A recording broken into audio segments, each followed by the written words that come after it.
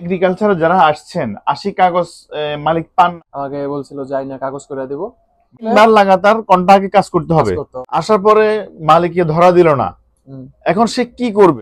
System হলো contract sir, আপনার কেউ কাজে নেবেন। আপনার কোন শহরে দ্রুত কাগজ পায়? প্রথমে সৌজন্যটা এরকম ছোট ছোট শহর খুঁজে বাইর করে ওইখানে যাইতে হইব। কেস ট্রান্সফার করা যায় যদি কেস মারার পরে। হ্যাঁ, আমি যদি মিলানো থেকে আমি যদি বেনিস শহরে কেস মারতে, কৃষিকাজে মোটামুটি বেতন ভালো, কিন্তু আপনার একটু 50,000 1 লাখ টাকা আপনার মিনিমাম 2 মাসের টাকা পকেটে নিয়ে আসে। স্পন্সর আসার পরও যদি কেউ মালিক না পান, অবশ্যই চেষ্টা করুন। অনেক কষ্টরে কমিশনের ডেট দেয় না, এখন এরা কি করবে? আপনার বেতন প্রথমে কত ছিল, এখন কত? ওয়ালিং এর কাজ, তারপর আপনার এসি। আসসালামু আলাইকুম বন্ধুরা, সবাই কেমন আছেন? আমি আনোয়ারুল্লাহ ইতালি বেনিস শহর থেকে বলতেছি। আর আজকে আমার সাথে একজন মেহমান আছে যে আপনাদের সামনে কিছু গুরুত্বপূর্ণ ইনফরমেশন দিবে, যেটা আপনাদের খুবই ইম্পর্টেন্ট, কাজে আসবে আপনাদের জন্য। এক শহর থেকে এক শহরে কিভাবে কেস মারবেন, কি করতে হবে, আর অথবা এগ্রিকালচারে যারা আসছেন ৮০ কাগজ মালিক পান নাই, মালিক না পাওয়ার পরে আপনারা কি কি করবেন, এই বিষয়টা নিয়ে আজকে একটু আলোচনা করব। তবে ভিডিও শুরু করার আগে অবশ্যই আপনাদের কাছে অনুরোধ করব, আমার চ্যানেলের মধ্যে যারা নতুন তারা অবশ্যই চ্যানেলটি লাইক কমেন্ট এবং সাবস্ক্রাইব করবেন, আর যারা পুরনো তাদেরকে অসংখ্য অসংখ্য ধন্যবাদ। ভাই, আপনার নাম তো আকবর? জি আকবর। আপনি প্রথমে কোন শহর আসছিলেন? আমি মূলত আসি এগ্রিকালচার বিষয়। এগ্রিকালচারে কোন শহরে? আসি নাপোলি শহরে। আচ্ছা, এগ্রিকালচারে আমি আগে জানতে চাই আপনার থেকে, সংক্ষেপে বললে একটু ভালো হবে, কারণ আমার যে আপনার ভিউয়ার্সরা আছে যারা দেশ থেকে আসতে চাইতেছে ইতালিতে, তাদের জন্য একটু সুবিধা হবে। বা এগ্রিকালচার আসলে কি কি করতে হবে, কি কি কাজগুলো করলে সুবিধা হবে। আপনি সর্বপ্রথম কত টাকা লাগছে আপনার এগ্রিকালচার আসতে? এগ্রিকালচারে আসতে মূলত আপনার ডিপেন্ড করে কার থেকে কত নেয়। তো আমার থেকে প্রায় 13 থেকে 14 লাখ টাকার মতো নিয়ে গেছে। আমাকে বলা হয়েছিল যে আইনে আমাকে কাগজ করে দেব। আচ্ছা, 13-14 লাখ টাকা লাগছে? হ্যাঁ, 13-14 লাখ টাকা চলে গেছে। আমাকে বলছিল যে আইনে কাগজ করে দেব, মানে মালিকে বলছে আনার পরে কাগজ করে দিবে, এই সৌজন্য যেটা আর কি ওইটা ব্যবস্থা করে দিবে। ওইটা সিস্টেম ছিল যে আনার পরে মালিক যদি চায় আমাকে কন্টাক্ট করে, তো দ্বিতীয় কন্টাক্ট যদি সে আবার আমাকে রাখতে চায় যে না তোর যাওয়া লাগবে না, তুই এখানে থেকে যা, তোর আমি আবার ফিরে কন্টাক্ট করে দিচ্ছি, আমার কাজে লাগবো। তখন দেখা যায় 2 বার কন্টাক্ট করলে 3 বারের সময় আপনি ওই মালিকের কাছে করলেও হয়, না করলেও অন্য কোনো মালিক যদি আপনি নিতে চায়, ও যদি ট্রান্সফার করে আপনাকে অন্য মালিকের কাছে পাঠায়ও দেয় যে আপনি আরেকজনের কাজে লাগবে, তখন আপনি ট্রান্সফার করে দিয়ে দিলেন, তখন আরেকজনের কন্টাক্ট করলে কাগজ হয়ে যাবে, আপনার নরমাল কাগজ হয়ে যাবে। আচ্ছা, মানে আমরা জানলাম যে যদি কেউ এগ্রিকালচার আসে, তাহলে ওই মালিকের আন্ডারে থাকতে হবে। ওই মালিকের আন্ডারে না থাকলে 3 বার লাগাতার কন্ট্রাক্টে কাজ করতে হবে। 3 বছর 2 বছর 3 বছর যাই হোক, তার পরবর্তীতে একটা প্রক্রিয়া কাগজ সৌজন্য পেয়ে যায়। হ্যাঁ, এটা হলো এগ্রিকালচার ভিসার সিস্টেম। হ্যাঁ, মানে যারা সিজনাল ভিসা আসে এগ্রিকালচারে তাদের জন্য। স্পন্সরে যারা আসে তাদের তো মালিকে রিসিভ করে মালিকের কাগজ করে দেয়, ওটার কোনো ভেজাল নাই। আচ্ছা, ওইটা হচ্ছে ভিন্ন, কারণ ওইটা আরেকটু সহজ এগ্রিকালচার থেকে। হ্যাঁ, তো আমি আসার পরে আমি মালিক খুঁজে পাইনি, দালাল আমার সাথে চিটারি করছে। আমার টাকা পয়সা আপনি আসছিলেন কোন শহরে বলছিলেন? নাপোলি শহরে। নাপোলি শহরে আসছি, নাপোলিতে। তারপরে ওইখান থেকে দেখা যায় দালালে আমার ঘুরাইছে যে কাগজ করে দেব মালিকের সাথে কন্টাক্ট করাইবো, পরে এরকম করে আমার ভিসার মেয়াদ শেষ করার আগ পর্যন্ত আমার এরকম ঘুরাইছে। মানে আপনি দালালের সাথে যোগাযোগ করছিলেন কাগজের জন্য, কিন্তু দালাল কোনো রেসপন্স দেয় না নাকি? দেয় নাই, শুধু আমাকে সময় দিত যে সামনের মাসে পরের মাসে, এরকম করে আমার ভিসার মেয়াদ শেষ করছে। আচ্ছা, তো আপনি 9 মাস শেষ হওয়ার পরে দেখি যে আর তো সম্ভব না। মানে এর অর্থ হচ্ছে আপনি আসার পরে 9 মাস ধরে বেকার ছিলেন। 9 মাস প্রায় বেকারই বলা যায়, কারণ ওই সময় কাগজপত্র ছাড়া তো কাজ করা যায় না। কারণ দেশে সাধারণত আমরা অনেকেই জানি ইতালিতে কাগজ হওয়া ছাড়া কাজ করা যায় না। অথবা যেই মালিকের মাধ্যমে আসতে হয়, যে মালিকের আন্ডারে আসবেন আপনি, এগ্রিকালচারে হোক স্পন্সরে হোক, ওই মালিকের প্রথমে ওই মালিক দিয়ে আপনি কাজ শুরু করতে হবে। এটা হচ্ছে নিয়ম। মালিকে আপনার প্রেফেক্টুরে নিয়ে আপনাকে আগে কন্টাক্ট করাইবো, ওইখান থেকে আপনার ফিঙ্গার নিয়ে আচ্ছা, কাগজের একটা ব্যবস্থা করবে যে আপনার সাথে কন্টাক্ট করছে, এটা আপনার ওখানে যে প্রমাণ দিয়ে আসতে হবে প্রেফেক্টুরে। আচ্ছা, তাহলে আপনি 9 মাস ধরে এই প্রায় বেকারই বলা যায়। এমনিতে বেকার মানে মালিকের পান নাই, মালিকের চেষ্টা করছেন মালিকের সাথে কথা বলার জন্য, কি বলে বাঙালিদের মাধ্যমে দেখা যায় টুকটাক কাজ করা যায়। এইটুকুই জাস্ট খাওয়ার খরচটা উঠানোর জন্য যা যা করার দরকার। আচ্ছা, এখন আমি জানতে চাই, যদি কেউ এই আসার পরে ধরেন 13-14 লাখ টাকা দিয়ে 15 লাখ টাকা দিয়ে আসলো, আসার পরে মালিককে ধরা দিল না, হুম। এখন সে কি করবে? তখন দেখা যায় সে পারে একবারে মালিকের নামে মামলা করতে, আচ্ছা, কুস্তুরা যে মানে যেটা থানা এই দেশে বলা হয় কুস্তুরা, এটার মধ্যে যে হ্যাঁ, মামলা কস্তুরা করতে যাইতে মালিকের হবে। নামে, যে মনে মনে আমাকে আনছে কিন্তু এখন আমি মালিকের খুঁজে পাইতেছি না, আমার রেসপন্স করে না, আমাকে আমাকে মালিকের কাজও দিতেছে না, কারণ আমি কি করবো, আমি না খেয়ে থাকতেছি। তখন আচ্ছা, দেখা যায় পুলিশ মানে কুস্তুরা থেকে দেখা যায় একটা রেসপন্স করবো, তারা হয়তো বা মালিক খোঁজার আচ্ছা, ব্যবস্থা করব। যদি খুঁজে পায় তো ভালো, আর যদি মালিকে যদি বলে যে না আমি এই লোক নিতে পারবো না, আমার হুম, আহ, কাজ নাই বা এইটা, আচ্ছা, তো তখন দেখা যায় করতে হবে কি একটা আজিলো মারতে হবে। কি আজিলো? আজিলো পলিটিকো বা মানে এই দেশে থাকার জন্য আশ্রয় চাওয়া।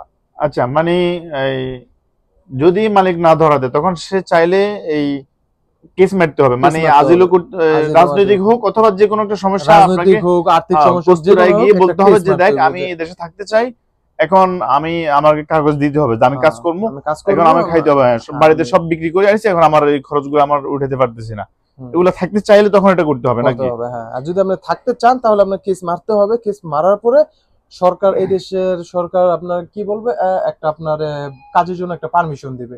একটা আচ্ছা, হয়তোবা কেউ কেউ সাদা সৌজন্য দেয়, কেউ হলুদ সৌজন্য, জালো সৌজন্য, মানে এগুলো মূলত আচ্ছা, কাগজের সৌজন্য।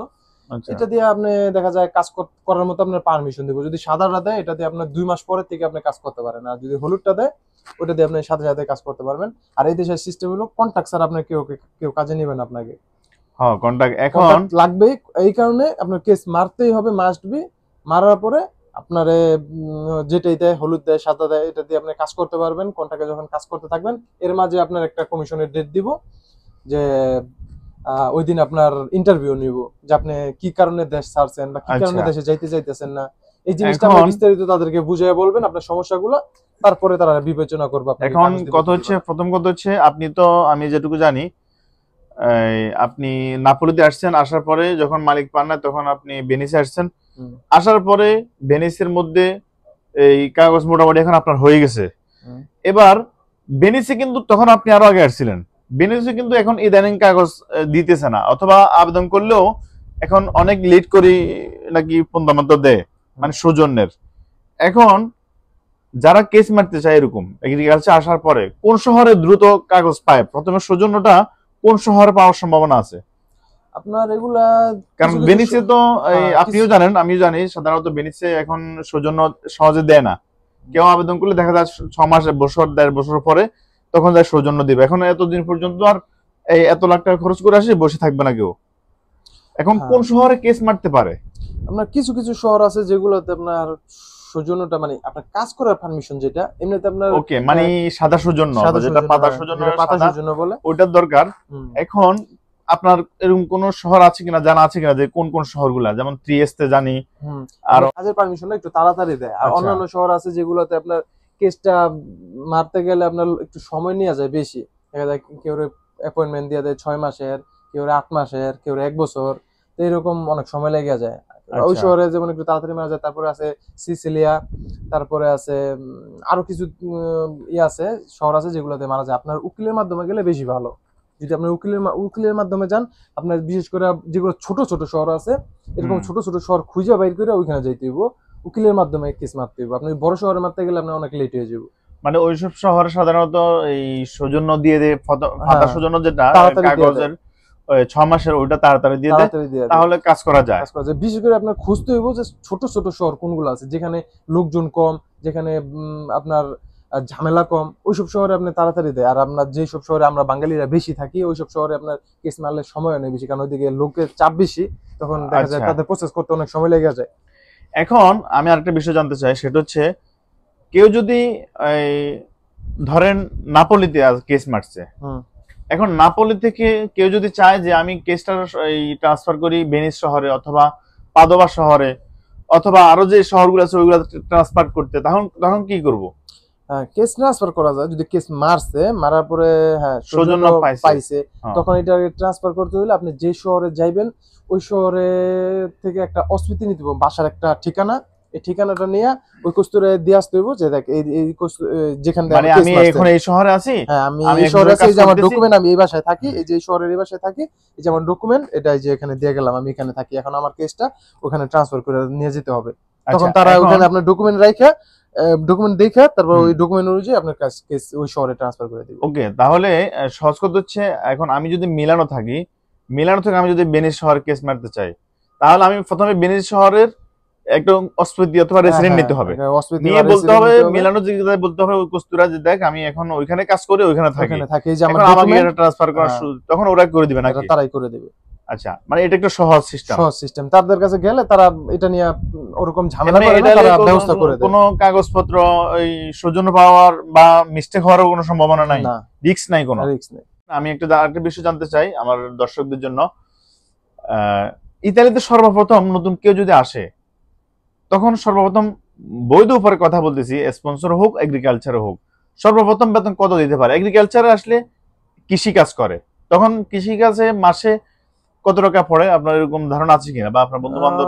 কৃষি কাজে মোটামুটি বেতন ভালো, কিন্তু আপনার একটু কষ্ট বেশি, কারণ এই দেশের গরমের তাপমাত্রা, হিউজ পরিমাণে তাপমাত্রা, এটার মধ্যে যারা টিকতে পারে তারা মোটামুটি ভালো টাকা কাজ করতে পারে। কারণ এগ্রিকালচারে কাজ করলে দেখা যায় ডিপেন্ড করে আপনার কাজের উপরে, কোথাও 40 টাকা দিনে, 40 টাকা ঘন্টা, 8 ঘন্টা কাজ করায়, এরকম 8 ঘন্টায় কোথাও 40 টাকা, কোথাও 50 টাকা। যদি সপ্তাহে 5 দিন কাজ করেন তখন দেখা যায় যদি আপনি 50 টাকা করে পান, এরকম আপনি যদি 4 সপ্তাহ কাজ করেন 250, 500, 1000। আর খাবার দাবার দেখা যায় মালিক, কখনো মালিক বহন করে, কখনো মালিক আপনাকে বলে যে আমি তোমারটা তুমি থাকা খাওয়া তোমার ব্যবস্থা। খাবার দাবার জন্য একটা মানুষ সাধারণত 300 থেকে 350 টাকা খরচ লাগে, নরমালি 350। তাহলে বোঝা যায় কেউ যদি আসার পরে স্পন্সর হোক এগ্রিকালচার হোক, আসার পরে কেউ যদি বেকার বসে থাকে তখন দেখা যায় তার 300 থেকে 400 টাকা খরচ লাগবে শুধু এই, মানে বাংলায় 50,000 টাকা শুধু খরচে লাগবে খাওয়ার জন্য, কাজ করুক না করুক। তাহলে এবার বুঝতে হবে দর্শক আপনারা যে একজন মানুষ আসলে প্রথমে হাতে আপনার কতগুলো টাকা নিয়ে আসতে হবে, প্রথম কথা, কারণ না হলে আপনি এখানে বেকায়দায় পড়বেন, সাথে সাথে কাজও পায় না। হ্যাঁ, আপনি যদি এগ্রিকালচার আসেন অথবা স্পন্সর আসেন, যে মালিকের মাধ্যমে আসবেন ওই মালিকের কাছে কাজ করেন, তাহলে আপনার সমস্যা নাই, কারণ ওই মালিকই আপনাকে খাবারের ব্যবস্থা করবে এবং কি আপনাকে বেতন দিবে, তখন আপনি ওখান থেকে নিতে পারবেন। আর আপনার যদি দেখা যায় মালিক ধরা দেয় কিনা না দেয় সন্দেহ আছে, বা আপনি গেলেন ইতালিতে আসলেন, আসার পর আপনি টেনশনে থাকেন যে মালিক যদি কাজ না দেয় তখন কি করবেন, এই জন্য আপনার সবচেয়ে উপকার হবে আপনার জন্য কিছু টাকা নিয়ে আসা, নাকি 50,000, 1 লাখ টাকা আপনার নিয়ে আসবেন, 2 মাসের টাকা পকেটে নিয়ে আসতে হবে। উকিলের মাধ্যমে গেলে সরাসরি উকিলে আপনার পরামর্শ দিব, তুমি এইভাবে কেস মারো, সেটা বেস্ট হয়। তাহলে বন্ধুরা আমরা জানলাম যে কেউ যদি কেস মারতে চায় তাহলে অবশ্যই সর্বপ্রথম তার উচিত হচ্ছে উকিলের শরণাপন্ন হওয়া, কারণ উকিলের সাথে আপনি যখন কথা বলবেন উকিল আপনাকে সুন্দর সাজেশন দিবে। আর কেস মারবো কারা, সেটা তো আগে বলছি যে এগ্রিকালচারে যারা আসি মালিক পান নাই অথবা স্পন্সরে আসছেন, স্পন্সর আসার পরও যদি কেউ মালিক না পান, অবশ্যই চেষ্টা করবেন কস্তুরায় গিয়ে মামলা করার জন্য, না মালিকের নামে মামলা করলে একটা সহজ হয়ে যায়, তখন আপনাকে পুলিশ অথবা কস্তুরা থেকে আপনাকে হেল্প করতে পারে, নাকি? স্পন্সর আসার পরে যদি আপনার মালিক না ধরা দেয় আপনাকে, তাহলে অবশ্যই আপনাকে কস্তুরায় যেতে হবে, কস্তুরায় গিয়ে আপনাকে বলতে হবে যে দেখ আমার মালিকে এই মালিক, আপনার তো অবশ্যই আপনার কাছে ডকুমেন্ট আছে মালিকের, ওই ডকুমেন্ট গুলো দিবেন, দেখ আমি আসছি, এখন আমাকে মালিককে ধরা দিতেছে না, আমাকে কাজ দিতেছে না, তাহলে হয়তো আপনাকে তখন কস্তুরায় আপনাকে একটা সাজেশন দিবে, অথবা সবচেয়ে ভালো হবে আপনি দেখা করা উকিলের শরণাপন্ন হয়ে, এটাই সবচেয়ে বেস্ট ওয়ে। হ্যাঁ, উকিলে যেভাবে বলবে সেভাবে করাটাই বেটার। হ্যাঁ, তাহলে আপনার জন্য সুবিধা হবে যে উকিলে যদি বলে দেখ তুই এই সিদ্ধান্ত এই প্রসেসে আগা, তাহলে আপনি ওইভাবে আগাইতে হবে। আর আপনি আপনার সত্যটাই বলবেন, এখানে কোনো লুকোচুরি করবেন না। যদি কস্তুরায় যখন যদি গল্প বাড়তি বলেন, উকিলের কাছে একটা বলছেন, কস্তুরা বলছেন আরেকটা, তখন কিন্তু একটা ঝামেলা হয়ে যাবে। এই জন্য উকিলের কাছে যেটা বলবেন, উকিলে যেটা বলবে সেটা কস্তুরায় বলবেন, কস্তুরায় ওই পুলিশে ওইখানে যে জজ আছে ওইখানে ওদের কাছে বলবেন কথাটা। আচ্ছা, আরেকটা বিষয় হচ্ছে এই কেউ যদি আসার পরে, যেমন আমি এখানে যখন আসছি 2022-এর শেষের দিকে, তখন আমি একটা কেস মারছি, আমাকে অটোমেটিকলি আমাকে কমিশনের ডেট দিছে, কিন্তু অনেক কস্তুরে কমিশনের ডেট দেয় না। এখন এরা কি করবে? এদের করণীয় হলো, যখন এই কমিশনের ডেটটা না দেয়, প্রথমত আপনার উকিলের কাছে যাওয়া, উকিলের মাধ্যমে যদি কমিশনের ডেটটা আনতে পারেন হুম। তাহলে সেটা ভালো, দেখা যায় বাকি কাজটা উকিলে করবে। আচ্ছা আপনার কমিশন আনা, তারপর আনার পরে উকিলের সাথে যদি কন্ট্যাক্ট করে রাখেন যে কমিশন আনার পরে কমিশন আমি দিলাম, যদি পজিটিভ হয় তো হইলো, না হইলে নেগেটিভ হইলে এটার পরের কাজগুলা এগুলো উকিলে করবে। আর যদি আপনি নিজে নিজে কস্তুরা যান, কস্তুরা থেকে তো দেয় না, এটা দেয় হলো আপনার কমিশন অফিস আছে, ওই কমিশন আচ্ছা অফিসে গেলে ওখান থেকে আপনি আনা যায়। আচ্ছা যেটা আপনার সব শহরে একরকম না, কোন কোন শহরে কমিশন অফিস থেকে সরাসরি দেয়, আবার কোন আচ্ছা কোন কস্তুরায় থানায় আপনার দেখা যায় উকিলের মাধ্যমে আনতে হয়, সরাসরি আনা যায় না। বা তারা ঠিকানা অনুযায়ী আপনি যে বাসায় থাকেন বা আপনার যে বাসার অস্তিত্ব বা রেসিডেন্ট যেটাই থাকে হুম ওই ঠিকানা অনুযায়ী আপনার ডেট পাঠায় দেয়। সবসময় ফলো রাখতে হইব যে আপনি কমিশন যদি না পান তখন আপনার সবসময় সতর্ক থাকতে হবে যে আপনি ওই কস্তুরায় বা ওই কমিশন অফিসে আপনি কোন অস্তিত্বটা দিচ্ছেন বা কোন বাসার ঠিকানাটা দিচ্ছেন, হুম ওই বাসায় আপনার যে কোনো সময় যে কোনো মুহূর্তে আপনার ওই বাসায় আপনার এই কমিশনের ডেট বা আপনার যত ডকুমেন্ট আছে ওগুলো ওই বাসায় চলে যাব। কারণ আপনি যদি ওই বাসায় না থাকেন, আপনি আরেক বাসায় চলে যান, তখন কিন্তু আপনি বিপদে পড়বেন, আপনার ডকুমেন্ট সব ওখানেই চলে যাবো, আপনি জানতেও পারবেন না আপনার কমিশন কখন আসছে কি হয়েছে। এই কারণে সবসময় সতর্ক থাকবেন, যেই বাসায় থাকবেন ওই বাসার ঠিকানাটা সরাসরি ওই কস্তুরায় পাঠানোর। আচ্ছা মানে এই যে বাসায় মানে যে শহরে থাকি ওই শহরের যে রেসিডেন্ট অথবা অস্তিত্ব আছে ওইটা কস্তুরায় কস্তুরায় জমা জমা দিতে দিতে হবে যে আমি আমি এই এই বাসায় শহরে থাকি, আছি। আমার যত ডকুমেন্ট আমার এই বাসায় পাঠাইবা। তাহলে ও কস্তুরা থেকে ওই হ্যাঁ, আপনার ঠিকানা অনুযায়ী অনুযায়ী পাঠাবে। আচ্ছা, এখন দেশ থেকে কেউ যদি আসতে চায়, আসার পর এখন কি কাজ করতে চায়, মানে কি কি কাজের চাহিদা আছে ইতালিতে, আপনি আপনার বলেন না ইতালিতে ওনাদেরকে। অনেকগুলা কাজের আপনার চাহিদা আছে, আপনার বিশেষ করে কৃষি কাজের মোটামুটি অনেক চাহিদা আছে। আর আপনার রেস্টুরেন্টের সেক্টরে মোটামুটি চাহিদা আছে। আর এইদিকে আপনার বিশেষ করে ইতালির যে একটা বিজনেস, সবচেয়ে বড় একটা বিজনেস, সেটা হলো আপনার শিবের কাজ। আচ্ছা এই কাজে আপনার মূলত ডকুমেন্ট লাগবে, মাস্ট বি ডকুমেন্ট ছাড়া এই আচ্ছা কাজে হ্যাঁ, কাজে কোনো বৈধভাবে আসলে তো এটা মোটামুটি সহজ। সহজ। আর রঙের কাজ আছে, পুলিশিয়ার কাজ, পুলিশিয়া বলতে আপনার ঘষা মাজা, যেটা আপনার আচ্ছা বাংলায় বলি আমরা ঘষা পরিষ্কার করা, আচ্ছা এই পুলিশিয়ার কাজ। তারপরে ইলেকট্রিশিয়ান কাজ আছে। ইলেকট্রিশিয়ার কাজ, তারের কাজ। আপনি তো এখন মনে হয় পিজ্জারিয়ার কাজ করেন, পিজ্জার শেফ আপনি। পিজ্জার এখন পিজ্জা যেহেতু আপনি পিজ্জার কাজ করেন, এখন আপনার বেতন প্রথমে কত ছিল এখন কত, বাংলা টাকায় একটা হিসাব করে বা আইডিয়া করে বলেন যে প্রথমে কত ছিল আপনার এখন কত হয়। প্রথমে ছিল 1.5 লাখ প্লাস, আচ্ছা এখন প্রায় মোটামুটি 2 লাখ টাকার উপরে আছে। আচ্ছা এখন 2 লাখ টাকার উপরে। 2 লাখ তাহলে টাকার মতোই আছে। এই এখানে আসতে হলে অবশ্যই কাজ শিখে আসতে হবে, প্রথম কথা হচ্ছে এটা। আর যদি কাজ শিখে নাও আসে তাহলে পুলিশের কাজ করতে পারবে। এই রেস্টুরেন্টে বিভিন্ন রেস্টুরেন্টে লাভ ভিত্তিক কাজ আছে, পুলিশের কাজ আছে। আর যদি শিখে আসে তো ভালো, রেস্টুরেন্টে আয়দুকু কাজ আছে, ভালো চাহিদা আছে। আবার পিজ্জারিয়া যে পিজ্জার শেফ উনি কাজ করে, পিজ্জার কাজের চাহিদাও অনেক ভালো। এগুলো ওয়ার্লিং এর কাজের চাহিদা অনেক বেশি। আপনার ওয়ার্লিং এর কাজ আপনার এগুলা কি আপনার মোটামুটি ইউরোপের অনেক দেশে এগুলা চলে, ওয়ার্লিং এর কাজ। তারপর আপনার এসির কাজ, ফ্রিজের কাজ, এই যে ইলেকট্রিক কাজগুলা, এগুলো আপনার বেতনও ভালো, প্লাস আপনার চাহিদাও আছে অনেক। এগুলা ঘন্টা কেমন, যদি কেউ 5 ফিটার অথবা ইলেকট্রিশিয়ান কাজ করে, এগুলার ঘন্টা কেমন? এগুলা ঘন্টা অনেক বেশি, এগুলা দেখা যায় কোথাও কোথাও প্রথমে মনে হয় 10 টাকা 12 টাকা করে মনে হয়। আপনার দিনে দেখা যায় ঘন্টা হিসাব করলে আপনার 10 টাকা 12 টাকা এরকম প্রথমে এরকম হয়, পরবর্তীতে আরো বাড়ে। দেখা যায় কখনো কখনো আপনার যদি দিনের হিসাব করে আপনি কোথাও কন্টাকে কাজ করেন দিনের হিসাবে, তখন দেখা যায় আপনার দিনে 80 টাকা 90 টাকা 100 টাকা এরকমও কাজ করা যায়। তাহলে মাস শেষে দেখা যায় অনেক টাকা হয়ে যায়, 2000 2500 3000 টাকা, বাংলা 4 ডিপেন্ড করে কাজের উপরে।